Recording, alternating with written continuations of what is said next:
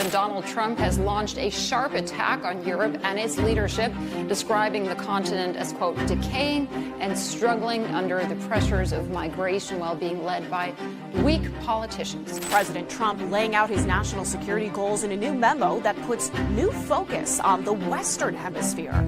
This comes as some of the president's supporters say he's straying from his America First vision. Free trade between Canada and the U.S. and Mexico is in the spotlight this week. High-stakes hearings are taking place in Washington. The warning signs appear long before anyone connects them. Closed-door meetings, urgent consultations, a sudden tightening of diplomatic language. Then, in a single coordinated moment, the truth comes crashing through. 4 of America's closest allies announce sanctions, not against Iran, Russia, or China, but against the United States itself, against its president, against the officials who run his administration.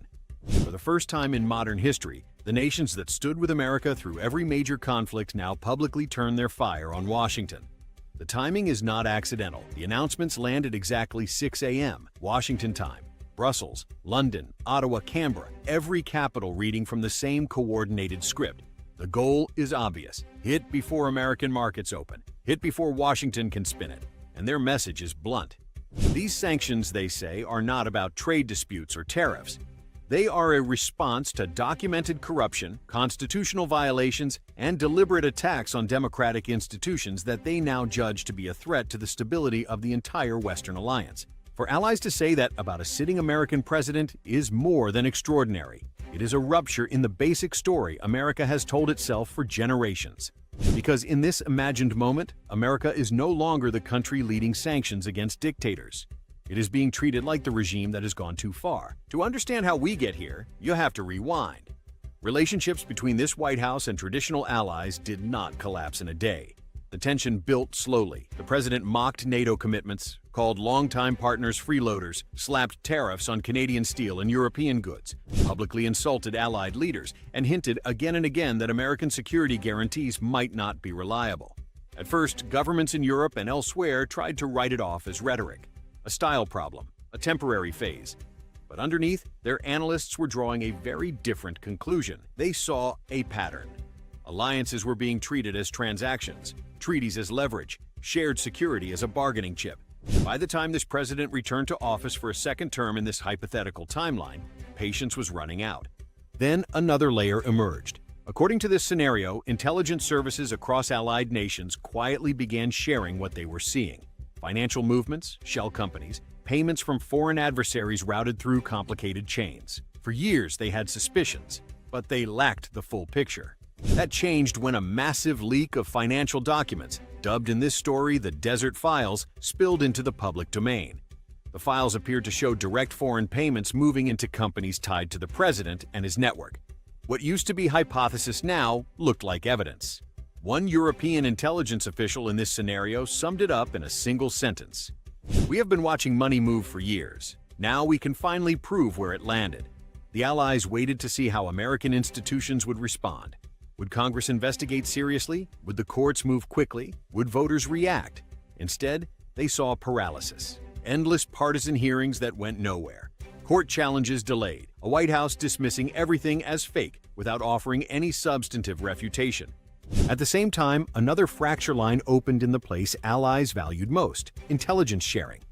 For decades, the so-called Five Eyes partnership had allowed the United States, the UK, Canada, Australia, and New Zealand to pool some of their most sensitive intelligence. It was the crown jewel of Western cooperation. But now, in this scenario, some allied agencies started to worry that information passed to Washington might not stay secure. Reports began to circulate that sensitive material shared by allies had turned up in the hands of adversaries. One intercepted conversation, described by an unnamed official in this speculative narrative, involved a Russian intelligence officer, referencing details that could only have come from information Allied services had previously sent to the United States. Whether the leak was intentional or careless almost did not matter. For Allied governments, the implication was the same. Their sources were at risk, their agents were at risk, and as long as they treated this White House like a normal partner, the risk would continue. That is the point at which the sanctions planning allegedly begins in this imagined crisis. Officials from the EU, the UK, Canada, and Australia start holding weekly secure calls. They build a target list. They comb through financial records. They identify companies, shell entities, and individuals around the president who form the core of his power network. Lawyers draw up the legal justifications. Diplomats debate how far they are willing to go. Everyone knows what this would mean. Once they cross this line, there is no pretending the relationship is normal. Financial markets react immediately in this scenario. Futures fall, gold jumps. The dollar, which has been the anchor of the global system for decades, suddenly looks less stable. Traders do not need all the details to understand what is happening. They see the headline reality. America's core allies just declared the American president a security risk. The president takes to social media, blasting allied leaders as ungrateful and disloyal, threatening to pull out of NATO altogether and withdraw American troops from Europe. He calls the sanctions an act of hostility and hints that maybe it is time for America to find new friends. That only deepens the crisis. His own officials quietly begin to water down his threats, briefing reporters that no immediate military changes are planned. But the damage is done. Allies hear the words. So do adversaries. And the image of American steadiness at the center of the democratic world takes another hit. This is where the strategic bind becomes obvious. If the United States in this scenario tries to hit back hard with counter-sanctions and troop withdrawals, it risks trashing alliances built over generations and pushing partners into the arms of rival powers who are eager to exploit the rift. But if it accepts the sanctions quietly or tries to negotiate, it looks weak at home and confirms that the allies had grounds to act. Every option carries a cost. Banks with branches in Europe and North America scramble to understand what they can still legally do.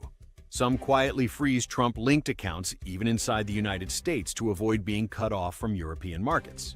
Lawyers issue emergency memos about sanction compliance. Real estate deals stall.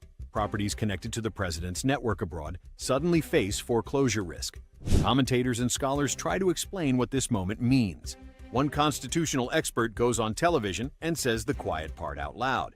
For the first time, Democratic allies are treating an American president the way they would treat a corrupt strongman from a country they once sanctioned together.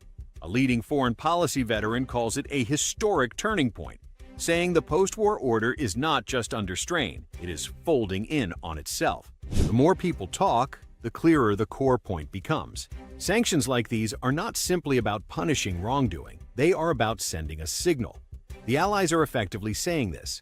If American checks and balances will not restrain a leader who undermines democratic norms and misuses power, then the outside democratic world will try to impose some kind of cost. Whether that works or not is another question. Maybe in this scenario, the president survives politically, spins the sanctions as proof that he is a victim of global elites, and uses that story to harden his base. Maybe markets adjust and the immediate panic fades. Maybe some of the measures are watered down over time in backroom negotiations. What changes in a moment like this is not policy, it is belief. Once allies decide they must sanction the United States to protect themselves, the old order does not snap back into place. Trust that took decades to build dissolves in a single political cycle. And the question that remains is brutally simple.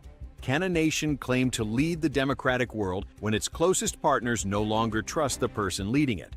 If this scenario ever became real, sanctions would be only the opening chapter. The real story would be whether America could reclaim the confidence it spent generations earning.